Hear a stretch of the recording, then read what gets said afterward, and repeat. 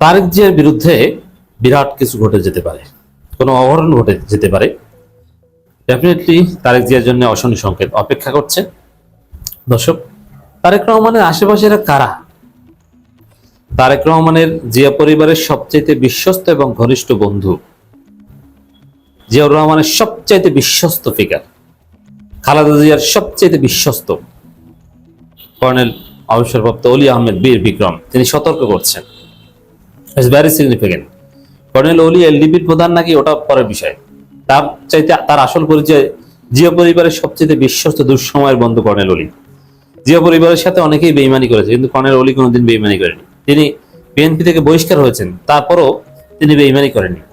তিনি আলাদা দল করেছেন, কিন্তু জিয়া পরিবারের সবচেয়ে বিশ্বস্ত ছিল। আমি প্রমাণ দিচ্ছি। কর্নেল অলি বলছেন, আপনার দলের লোকেরাই আপনাকে প্রধানমন্ত্রী হিসেবে চায় না। এর মানে তারেক রহমানের আশেপাশে যারা, তারাই তাকে প্রধানমন্ত্রী হিসেবে চায় না। কেন চায় না কি, আমি ডিটেলস আসছি। তার আগে বলি যে হুইস কর্নেল অলি, কতটা বিশ্বস্ত তার প্রমাণ দেখবেন। খালেদা জিয়া যখন শেখ হাসিনার বিশেষ অনুকম্পা নিয়ে বাসায় ছিলেন, জেল খাটছিলেন বাসায় বসে, ঈদে কোরবানিতে বিএনপি নেতারা খালেদা জিয়ার সাথে সাক্ষাৎ করতে যেতেন। তখন করোনার সময় এরকম খালেদা জিয়ার সাথে সাক্ষাৎ করতে যেতেন, কিন্তু অল্প হাতে গোনা বিএনপির স্থায়ী কমিটির সদস্য, সবাই না। সাক্ষাৎ করতেন, ঈদ শুভেচ্ছা বিনিময় করতেন, তারপর একটা প্রেস কনফারেন্স করতেন, ওখানেই শেষ। এবং সেখানে শেখ হাসিনার শর্ত অনুযায়ী কোনো রাজনৈতিক আলাপ করার সুযোগ ছিল না। দেশবাসীকে ঈদের শুভেচ্ছা জানিয়েছেন, শারীরিক খোঁজ খবর নিয়েছেন, এগুলো, আর কিছু না। রাজনৈতিক কথা মির্জা ফখরুল বের হয়ে যদি বলতেন যে গণতন্ত্র পুনরুদ্ধারে আমাদের লড়াই সংগ্রাম চলবে, ঈদের পরে আমাদের আন্দোলন শুরু হবে, এর চাইতে বেশি কোনো কথা বলতে পারতেন। যেহেতু শর্ত সাপেক্ষে বাসায় ছিলেন, শর্ত লঙ্ঘন করলে আবার যদি পুরান ঢাকার নাজিমউদ্দিনের কারাগারে নিয়ে যায়, নাজিমউদ্দিন রোডের।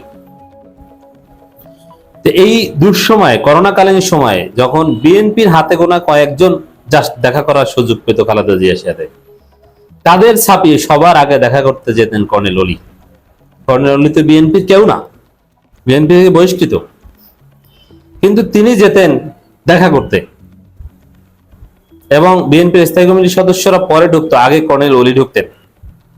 তাহলে বুঝেন যে জিয়া পরিবারের কতটা বিশ্বস্ত এবং কাছের এই কর্নেল অলি। একদম জিয়াউর রহমান, সেই মুক্তিযুদ্ধকালীন সময় থেকে শুরু করে জিয়াউর রহমান পলিটিক্যাল হয়ে ওঠার আগ পর্যন্ত, স্বাধীনতার ঘোষণা থেকে শুরু করে, ওই সময় থেকে শুরু করে সোফার, বা জিয়াউর রহমান যতদিন জীবিত ছিলেন, অত্যন্ত কাছের লোক ছিলেন কর্নেল অবসরপ্রাপ্ত অলি আহমেদ বীর বিক্রম। দর্শক, এই কর্নেল অলি বলছেন যে আপনার আশেপাশের লোক আপনাকে প্রধানমন্ত্রী চায় না। তিনি বলছেন যে আপনি রাতে ঢাকার বাইরে থাকবেন না। তিনি বুঝে শুনে বলছেন, জিয়াউর রহমানের বন্ধু হিসেবে বলছেন, বাপের বন্ধু হিসেবে বলছেন। এটা যদি তারেক রহমান আমলে না নেন, এটা তার জন্য ভালো হবে না। এবার আসেন যে কারা চায় না, কেন চায় না। তারেক রহমানের হাজারো সমালোচনা আছে এবং প্রধানমন্ত্রী যেহেতু হয়েছেন, জনগণের সমালোচনা নিতেই হবে। বাট তারপরেও তারেক রহমানের যে দিকটা ভালো, তিনি জিয়াউর রহমানের সন্তান, খালেদা জিয়ার সন্তান, এর চাইতে কোনো ভালো পরিচয় তার দরকার নেই। জিয়াউর রহমান, খালেদা জিয়া বাংলাদেশের রাজনীতির কিংবদন্তি।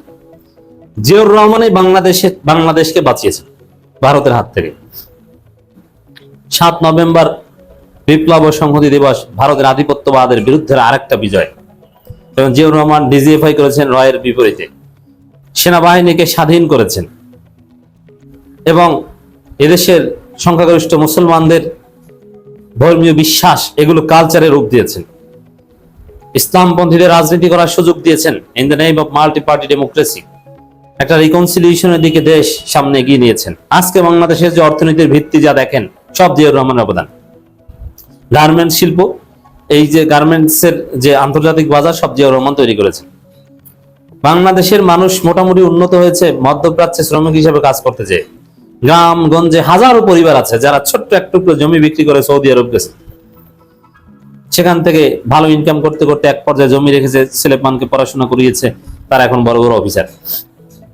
পুরো জনপদের চিত্র বদলে গেছে বাংলাদেশের মানুষ মধ্যপ্রাচ্যে কাজ করতে যেতে পারার কারণে। তো দর্শক, যে দিন আনে দিন খায়, সে মধ্যপ্রাচ্যে যে আজকে ধনী হয়ে গেছে। মধ্যপ্রাচ্যে বাংলাদেশের শ্রম রপ্তানির রাস্তা তৈরি করে দিয়েছে জিয়াউর রহমান। জিয়াউর রহমানই বাংলাদেশ, খালেদা জিয়াই বাংলাদেশ। সে জিয়াউর রহমান এবং খালেদা জিয়ার সন্তান তারেক রহমান, এটা তার সবচেয়ে বড় যোগ্যতা। তিনি ইন্টার পাস না কি পাস ওটা দেখার দরকার নেই। তারেক রহমানের রক্তে হচ্ছে ভারত বিরোধিতা আছে, যার প্রমাণ আমরা দেখি। যেমন তারেক রহমান যখন দেশে ফিরছেন লন্ডন থেকে, তখন মোদির সাথে ভারতের সাথে সমঝোতার কথা আমরাই বলেছিলাম, 3 দফা চুক্তি, অমুক তমুক এগুলো করেই এসেছেন। কিন্তু ক্ষমতা এসেই তারেক রহমান ভারতের সাথে পোল্টি মেরেছেন। এই জন্য আমরা পছন্দ করি তাকে। এখন ভারতের কথা শুনছেন না, এখন ভারতকে বরং সরি ঘুরাচ্ছেন। অতএব কৌশল যাই করুক না কেন, তারেক রহমান ভারতের আধিপত্যবাদের বিরুদ্ধে। ভুল ত্রুটি থাকলেও তার মানহাজের ত্রুটি থাকতে পারে, যে ভারত বিরোধিতা আমি কিভাবে করবো, ভারতকে কিভাবে সাইজ করব, এটা নিয়ে আমাদের সাথে ইখতিলাফ থাকতে পারে। বাট তারেক রহমান ভারতের আধিপত্যবাদের বিরুদ্ধে, এটা চিরসত্য কথা, কারণ তার রক্তে ভারত বিরোধিতা, তার রক্তে জিয়াউর রহমান এবং খালেদা জিয়া। এই জায়গায় দর্শক, বিএনপির একটা বিরাট অংশ সরাসরি ভারতের দালাল, বিএনপির মন্ত্রীদের একটা বিরাট অংশ সরাসরি ভারতপন্থী। এমনকি আরেকটা, এরা কতটা ভারতপন্থী বিএনপির একটা অংশ আমি একটু মনে করিয়ে দিই। বেগম খালেদা জিয়া যখন সুস্থ ছিলেন, স্থায়ী কমিটির বৈঠক করতেন বিএনপির, তখন খালেদা জিয়া এক পর্যায়ে বললেন যে সবাই ফোন বন্ধ করে, ফোন বাইরে রেখে তারপরে স্থায়ী কমিটির মিটিং এ ঢুকুক। কেন? কারণ স্থায়ী কমিটির মিটিং এ কি আলোচনা হয়, মিটিং শেষ হওয়ার আগেই রয়ের কাছে চলে যায়। কারণ স্থায়ী কমিটিতে ভারতের দালাল ছিল, যারা রয়ের কাছে তথ্য পাচার করতো, যার ফলে খালেদা জিয়া ফোন নিয়ে ভিতরে ঢোকা যাবে না এই নিয়ম করেছিলেন। কি পরিমাণ রয়ের দালাল বিএনপিতে গিজগিজ করছে চিন্তা করছেন? এই রয়ের দালালেরা ভারত বিরোধী তারেক রহমানকে প্রধানমন্ত্রী চান না। অতএব তারা প্রধানমন্ত্রী তারেক রহমানকে বিপদে ফেলতেই চাইবেন। এরা চায় যে বিএনপি ক্ষমতায় থাকুক, কিন্তু বিএনপি আওয়ামী লীগের মতো ভারতের দালালি করে ক্ষমতায় থাকুক, আমরা আওয়ামী লীগের চাইতে বড় দালাল হব। এটা হচ্ছে বিএনপির ভারতপন্থীদের চিন্তা। আর তারাই তারেক রহমানকে প্রধানমন্ত্রী চায় না।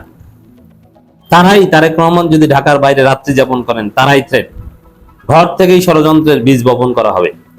তো তারেক রহমানের আশেপাশে যারা কারা তারেক রহমানকে বিপদে ফেলতে চায়, আমি 2টা রিসেন্ট এক্সাম্পল দিই। কর্নেল অলির এই বক্তব্যের প্রেক্ষিতে 5 আগস্ট এই কথাটা বলেছেন। 5 আগস্টে এই ঘটনা কি ঘটেছে দেখেন। প্রফেসর ইউনুস তারেক রহমান একই অনুষ্ঠানে এসেছেন, সেখানে প্রফেসর ইউনুসকে কোন জায়গায় বসাতে হবে এ ব্যাপারে কোনো আয়োজনই ছিল না। অথচ ডেফিনেটলি প্রফেসর ইউনুস তারেক রহমানের পাশে বসা ডিজার্ভ করেন। তারেক রহমান নিজে প্রফেসর ইউনুসকে ডেকে এনে তার পাশে বসিয়েছেন। কিন্তু আয়োজকরা কেন প্রফেসর ইউনুসকে তারেক রহমানের পাশে বসার ব্যবস্থা করলো না? তাহলে আশেপাশে কারা বুঝছেন? এরপরে অথচ প্রফেসর ইউনুসকে তারেক রহমান হয়তো রাষ্ট্রপতি বানাবেন, আর তাকে মূল্যায়ন করার মতো লোক বিএনপিতে নাই। এরপরে একটা ডকুমেন্টারি প্রদর্শন করা হলো মুক্তিযুদ্ধ মন্ত্রণালয় কর্তৃক, চিনমৈত্রী সম্মেলন কেন্দ্রে রাষ্ট্রপতির উপস্থিতিতে। সেটা নিয়ে পুরো বাংলাদেশ লজ্জিত, একটা ভুয়া ইতিহাস। তারেক রহমান গালি খাচ্ছেন, তার ছবি নাহিদ ইসলামের জায়গায় বসিয়ে তাকে ট্রল করছে, এক দফার ভুয়া ঘোষক তারেক রহমান। আশেপাশে কারা? এরা তারেক রহমানকে অপমানিত করছে। আবার তারেক রহমানের অত্যন্ত ঘনিষ্ঠ জনের পত্রিকা কালবেলা, সেই কালবেলা কমেন্ট করে শেখ হাসিনা ভাষণ চলাকালীন সময় জয় বাংলা। তাহলে বুঝেন যে তারেক রহমানের আশেপাশে কারা, তার জন্য অশনি সংকেত।